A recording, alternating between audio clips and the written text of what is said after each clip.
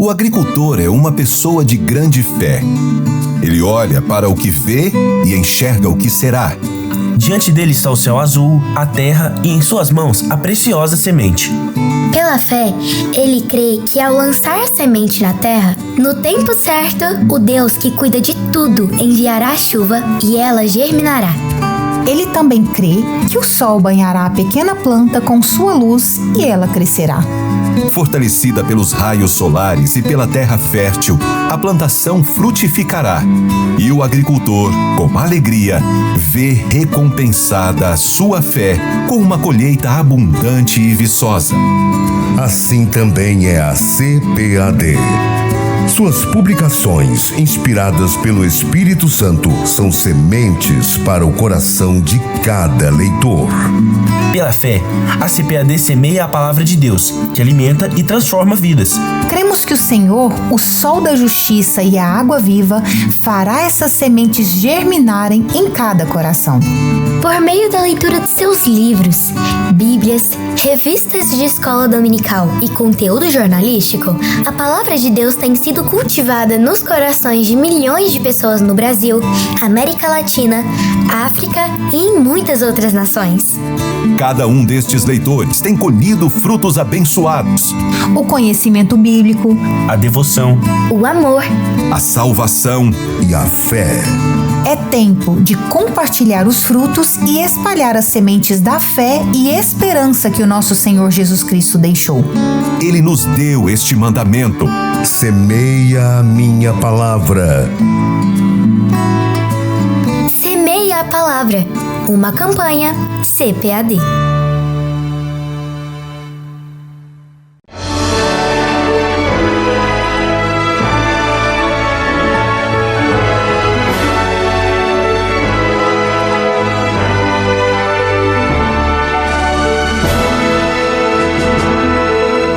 Subsídios. Lições Bíblicas. Jovens. Lição 13. As marcas de Cristo.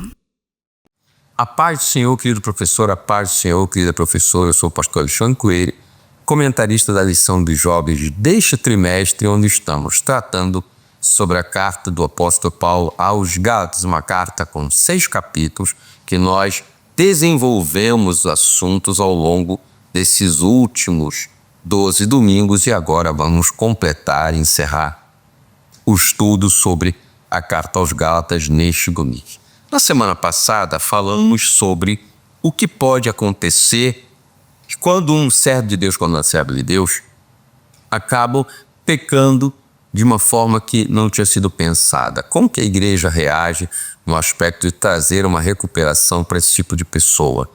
Reiteramos que não estávamos falando, nem Paulo, conforme nós entendemos, de uma pessoa que peca de forma costumeira, mas alguém que por acaso, por alguma situação, acabou pecando e trouxe para a igreja algum tipo de constrangimento. Então, essa pessoa precisa ser conduzida em mansidão para uma restauração, colocar ali aquele membro no seu devido lugar para que ele possa ser restaurado e reinserido na comunhão dos santos. Também falamos sobre a importância de perceber a distância que há entre carne e espírito, porque se nós semearmos na carne, não colheremos no espírito. Se nós semearmos na carne, vamos colher na carne. O apóstolo Paulo nos orienta para que nós não passemos por esse tipo de situação. A lição de hoje fala sobre as marcas de Cristo, a lição de número 13. Quais são os objetivos desta lição? Primeiro, saber que o bem deve continuar sendo feito. Segundo, compreender que os Gálatas desejavam circuncidar para aparentar andar no Espírito. Terceiro, conscientizar-se que ser ou não circuncidado não faz diferença para o Senhor Jesus Cristo. Por que nós sempre fazemos a leitura dos objetivos? Porque os objetivos vão nos ajudar a manter a nossa linha de raciocínio dentro do que está sendo proposto para o estudo deste domingo da carta aos Gálatas. O texto principal diz: desde agora ninguém me inquiete, porque trago no meu corpo as marcas de Cristo. Gálatas 6, verso 17. Resumo da lição: Não há virtude alguma na circuncisão e nem na incircuncisão, mas a virtude está em ser uma nova criatura mediante a fé em Jesus Cristo. Essa é a proposição da lição. O texto bíblico se encontra em Gálatas, capítulo 6, a partir do verso 9. Vamos fazer a leitura da palavra de Deus que está aqui na revista. E não nos cansemos de fazer o bem, porque a seu tempo ceifaremos, se não houvermos desfalecido. Então, enquanto temos tempo, façamos o bem a todos, mas principalmente aos domésticos da fé. Vede com que grandes letras vos escrevi por minha mão. Todos os que querem mostrar o aparência na carne, esse vos obriga a circuncidar-vos, somente para não serem perseguidos por causa da cruz de Cristo. Porque nem ainda esses mesmos que se circundam guardam a lei, mas querem que vos circuncideis para se gloriarem na vossa carne. Mas longe de mim esteja gloriar-me, a não ser na cruz de nosso Senhor Jesus Cristo, pela qual o mundo está crucificado para mim e eu para o mundo. Porque em Cristo nem a circuncisão nem a incircuncisão tem virtude alguma, mas sim o ser nova criatura. Essa é a palavra de Deus para as nossas vidas hoje. Pode parecer que fazer o bem cansa, mas precisamos ser constantes por amor de Jesus. O apóstolo Paulo fala: não nos cansemos de fazer o bem, porque a seu tempo ceifaremos, se não houvermos desfalecido. Vamos analisar esse primeiro versículo e observar que o apóstolo Paulo está dizendo o seguinte: não nos cansemos de fazer o bem. É possível que a gente se canse de fazer o bem? É por isso que Paulo fala: não se canse de fazer o bem, não é? Porque há uma recompensa reservada para aqueles que permanecem firmes e fiéis, trabalhando e adorando para a glória do Senhor. Não se canse de fazer aquilo que é certo, porque a seu tempo ceifaremos com uma condição, se nós não estivermos desfalecidos. Não é? A ideia de desfalecimento, uma pessoa que perdeu a força, que caiu, desmaiou, está talvez inconsciente. Uma pessoa nesse estado não consegue colher os frutos de uma plantação. Para que você colhe os frutos de uma plantação, você precisa estar consciente, trabalhar de dia e pegar o seu melhor para poder oferecer um aspecto de recuperar e colher aquilo que você plantou. Por isso tem essa definição aqui. Pode parecer que fazer o bem cansa, mas precisamos ser constantes, não por amor ao nosso nome, mas por amor do nome do Senhor, porque Deus se agrada disso, e também pelo fato de que nós, se não houvermos desfalecido, perdido a consciência ou nos cansado, uma hora, a hora da colheita vai chegar. E nós precisamos estar despertos e atentos para receber da parte de Deus aquilo que nós vamos receber conforme Deus orientou e determinou. Porque há uma recompensa que aguarda a nossa fidelidade. Ninguém que é fiel ao Senhor deixa de ser recompensado ou é esquecido pelo próprio Deus. Então, devemos levar isso aí em conta quando formos falar para os nossos alunos. Não se canse de fazer o bem, esteja firme, porque se você não desistir, você vai colher. Então observe que nem sempre Deus diz quando que a colheita estará apta para ser retirada daquela plantação ou coisa parecida. Ainda assim, nós podemos acreditar que Deus vai fazer naturalmente esse tipo de proposição, esse tipo de diferença para que nós possamos ser pessoas realmente abençoadas por Deus, comprometidas com Deus e, acima de tudo, ter ali a prioridade de obedecer ao Senhor como Ele está mandando. Nossa prioridade deve ser os domésticos da fé. Ou seja, quando nós formos fazer algum tipo de bem, enquanto temos tempo, façamos um bem a todos, principalmente aos domésticos da fé. Paulo não diz que você não pode ser benéfico, agir com bondade com aqueles que não são domésticos da fé. Mas ele deixa claro, tem tempo, enquanto tiver tempo, enquanto tiver dentro da sua perspectiva, vamos fazer o bem, ok? A todos, principalmente a quem? Os domésticos da fé. Paulo direciona o esforço da prática das boas obras a um público específico, que são os domésticos da fé. Principalmente hoje nós somos bombardeados por propagandas que nos pedem atenção e recursos. É natural que você, por exemplo, em algum mecanismo que traga informações ou veicule umas reportagens, que você acabe vendo alguns pedidos, né, da organização tal, a outra embaixada tal, e cada um aparece, precisamos que você ajude financeiramente, precisamos que você nos socorra, precisamos disso, precisamos daquilo. Você está proibido de ajudar essas instituições? Não está, a Bíblia não está dizendo isso. Está dizendo o seguinte, num escopo mais sábio de procedimento administrativo, você vai focar os domésticos da fé. Eles vão ter a primazia e a prioridade. Porque sempre tem alguém na igreja que precisa da nossa ajuda, que carece de alguma forma de algo que nós podemos oferecer no que nós temos e podemos dar ou doar. Ok? Então, esteja atento com essa questão, porque sempre seremos bombardeados com propagandas. Contribua com isso, contribua com aquilo. Sempre vai haver pedidos de contribuição, mas Paulo orienta. Prioridade aos domésticos da fé, aqueles que já foram alcançados, foram salvos. Por quê? Disse certa vez um pensador que os cristãos ou os seguidores de Jesus, eles ganhavam mais adeptos porque eles faziam uma coisa que o Estado não fazia, que era cuidar das pessoas. Então, com nós cristãos, cuidamos das pessoas, temos aí essa possibilidade da parte de Deus. O apóstolo Paulo dá mais um passo, ele diz que ele vai tratar sobre a aparência de quem anda no Espírito, mas que na verdade anda na carne.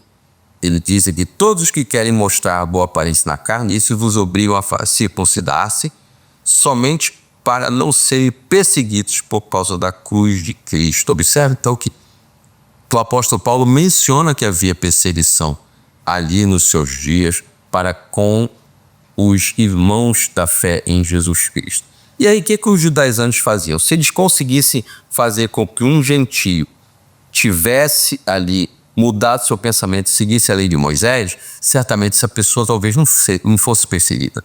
O apóstolo aqui ele deixa claro: aqueles que querem mostrar boa aparência na carne, esses vos obrigam a circuncidar-vos somente para não serem perseguidos por causa da cruz de Cristo. Então, o mecanismo que os judaizantes faziam era esse, e Paulo nos diz: a perseguição vai chegar, mas você precisa estar atento de todas as formas para não ser alvo desse tipo de procedimento, pelo menos até que o Senhor Jesus volte. Isso nos mostra também que os falsos mestres não guardavam a lei. Eles não praticavam aquilo que ensinavam. Então, isso é um grave erro para os nossos dias, sim. É possível que uma pessoa ensine algo que ela intelectualmente compreende como certo, mas no aspecto prático das relações interpessoais, aquela pessoa acha que aquilo ali não é necessário. Isso precisa ter muito bem observado. Não é aquilo que o apóstolo fala. Todos os que querem mostrar boa aparência na carne, esse vos obriga a ser considerados somente para não serem perseguidos por causa do amor de Cristo. Então, havia essa razão, essa situação acontecendo nas igrejas da Galácia, e aqueles judaizantes estavam fazendo o possível para desviar aqueles crentes daquela igreja. Daí a importância de se falar sobre isso. Ao invés de você desejar ter uma aparência na carne, você tenha a presença do Espírito Santo na sua vida. Há pessoas, por exemplo, que têm aparência na carne, sim, botam uma roupa melhor, mais ajustada, mais social, tentam se dizer servos de Deus, tentam dizer que foram lá nascidos de novo, que são pessoas que têm muito a ensinar, muito a oferecer. Porém, quando vai sendo observado o tipo de comportamento daquela pessoa, vai sendo percebido que aquela pessoa realmente não é aquilo que se pensar. Ela está longe de Deus e ela precisa realmente ser alcançada pela graça do Senhor. Então, nós temos essa questão, né? Todos que mostram boa aparência na carne vos obrigam a circuncidar-vos somente para não serem perseguidos, porque nem ainda esses mesmos que se circundam guardam a lei, mas querem que vos circuncideis para gloriarem na vossa carne. O apóstolo Pedro aqui então diz que aqueles que orientam, você precisa ser circuncidado, você precisa fazer essa cirurgia, nem eles que eram circuncidados conseguiam guardar a lei toda. Ainda assim, se eles conseguissem te obrigar a guardar a lei, eles saíam como sendo pessoas muito boas, pessoas que conseguiram fazer com que a perseguição não alcançasse todas as pessoas, quando na verdade a igreja não deveria ter medo da perseguição. devia resistir em oração, dependendo sempre da presença do Espírito Santo de Deus. Os judaizantes, como eu falei, se gloriavam nos gentios, mas Paulo se gloriava na cruz de Cristo. Aquilo que Paulo se gloriava, ele botou como foco seu ministério, os judaizantes não aceitavam, não toleravam tanto. Afinal de contas, a imagem de Jesus Cristo é uma imagem crucificada, sofrida, mas ele ressuscitou e entregou a sua vida em nosso lugar. E aí temos essa questão. Os judaizantes se gloriavam no gentio, mas Paulo se gloriava aqui na cruz de Cristo. Esse é o aspecto que nós iremos levar em consideração. A cruz de Cristo era o motivo do apóstolo Paulo se sentir vocacionado e sempre desejoso de trabalhar. Ser ou não circuncidado não faz diferença para a salvação. Se uma pessoa é circuncidada, louvado seja o nome do Senhor por isso, e ela aceitou Jesus, glória a Deus. Se uma pessoa não é circuncidada, mas ela aceitou a Jesus, glória a Deus também. Para Jesus, e não importa se uma pessoa tem a circuncisão ou não. Esses são padrões que foram estabelecidos da parte de Deus para nós ontem. Mas quando falamos de Jesus, naturalmente, depois da ressurreição do Senhor, ele é assunto aos céus, a gente vai ver que tudo isso está sendo trabalhado pelo próprio Senhor. E aí, para a salvação, você é circuncidado? Amém. Não é circuncidado? Amém. O que interessa é a sua fé em Jesus, é a resposta do ser humano à graça de Deus. E tem a outra questão, que é Paulo tinha as marcas de Cristo. A circuncisão deixa uma marca. E ali o apóstolo Paulo deixa claro, olha, eu já passei por diversas situações no meu ministério. Já fui surrado, já fui preso, já passei por naufrágios. Em alguns períodos tive abundância, outros tinham ausência, praticamente os recursos eram reduzidos. Então, o apóstolo Paulo tem uma história. E essa história acaba sendo também impressas as suas marcas no corpo de Paulo. Por isso que o apóstolo Paulo fala, ninguém me incomode porque eu trago no meu corpo as marcas de Cristo. A questão é, os judaizantes aceitariam ser marcados por Jesus? Será que aquele grupo de pessoas que tinha vindo de Jerusalém estava deturpando a mensagem do Evangelho? Eles tinham também a possibilidade de dizer, eu tenho as marcas de Cristo, como o apóstolo Paulo fala?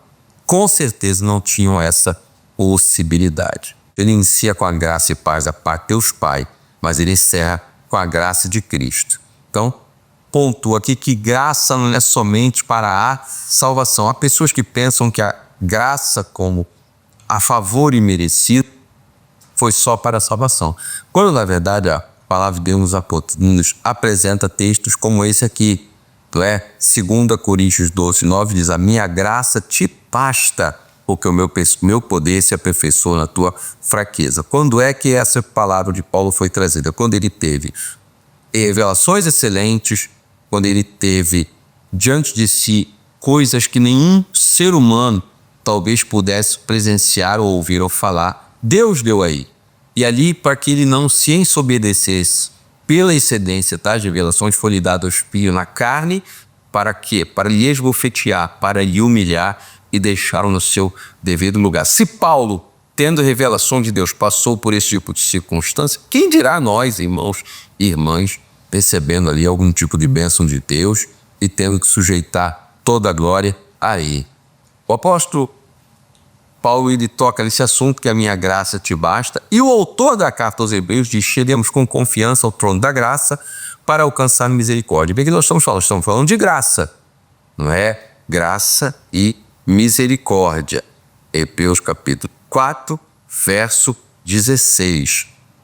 Graça é você receber um favor que você não merece. Misericórdia é você não receber aquilo que você merece. Graça e misericórdia estão os dois termos, duas palavras, duas sentenças num mesmo texto. Isso é uma coisa muito interessante para todos nós. Por isso que o apóstolo Paulo diz, a minha graça te basta, e chegamos com confiança, o autor dos Hebreus diz isso, ao trono da graça para alcançar misericórdia. Isso nos mostra que graça não é somente para a salvação. A graça não é somente para o momento em que nós recebemos a Jesus.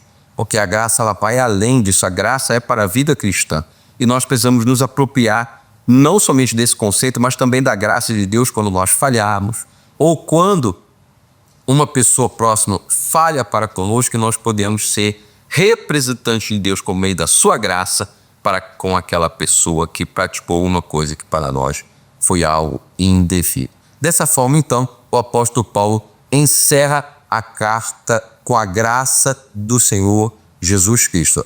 A carta iniciou-se, como falamos aqui, graça e paz da parte de Deus Pai, mas encerra com a parte que o Deus Filho e o Espírito Santo está em toda a carta, sendo apresentado, sendo incentivado a sua interação para com os crentes e aqueles que estão na igreja. Portanto, assim, dessa forma, nos encerramos este trimestre, que Deus possa abençoar grandemente a sua vida, o seu ministério, tudo o que você tem feito, e que o próximo trimestre seja também um trimestre de bênção para a sua vida. Ore pelos seus alunos, ore por nós, prepare a sua melhor aula e vá servir o Senhor do melhor jeito possível. Sempre se lembre, não se canse de fazer o bem, porque um dia, se você não desfalecer, quando desistir ao certo caminho, você vai receber. Deus possa abençoar grandemente sobre